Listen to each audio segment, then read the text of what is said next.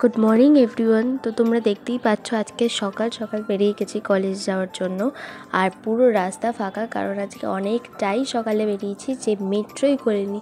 তো মেট্রো না খোলার জন্য আমাদেরকে আজকে বাসে করেই আসতে হয়েছে কলেজে। আর কলেজে এসে দেখি আমরা দুজনেই কলেজে এসেছি, আর কেউই আসেনি কলেজে। শুধু ওই যেই কাকুটা ঘর ঝাড় দেয়, ঘর পরিষ্কার করে, সেই কাকুটাই এসেছিলো। তারপরে দেখি এত ফাঁকা অন্ধকার কলেজের রুমগুলো, তোমরা দেখো, এত ভয় লাগছিল রুমগুলো দেখে, পুরো ঘুটঘুটে অন্ধকার। আমাদের তো ভীষণই ভয় লাগছিল কলেজে ঢুকতে, কিন্তু কিছু করার নেই। ক্লাস হওয়ার কথা ছিল, কিন্তু শেষমেশ ক্লাসই হয়নি। দেখো, কোনো টিচার্সরাও আসেনি, আমরা দুজনেই একা চলে গেছি, পুরো কলেজ ফাঁকা।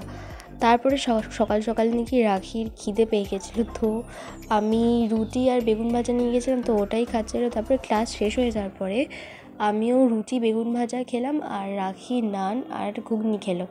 তো তারপরে আমরা কয়েকটা পাগলের মতন ভিডিও আর ফটো তুলে নিলাম।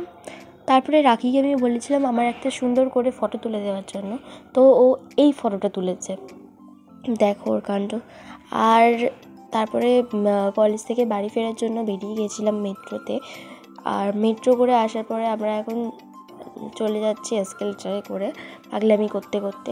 সারা রাস্তায় পাগলামি করতে করতে আসি আমরা, বকবক করতে করতে। তো বাড়িতে এসে তারপরে দেখি মা আজকে বানিয়েছে ভাত, তারপরে লেবু ছিল একটা, ওটা, আর ডাল, চিংড়ি মাছের বড়া, আর পুঁই শাকের তরকারি, আর বাটা মাছের ঝাল। তো এটাই খেয়ে নিলাম। তারপরে আবার রাত্রেবেলা খেয়েছিলাম ভাত ভাজা, অনেক সবজি দিয়ে মা আজকে ভাত ভাজা করেছিল, তো এটাই খেলাম আজকে। এতটাই। ভিডিওটা ভালো লাগলে একটা লাইক, কমেন্ট আর সাবস্ক্রাইব করে দেবে। টাটা।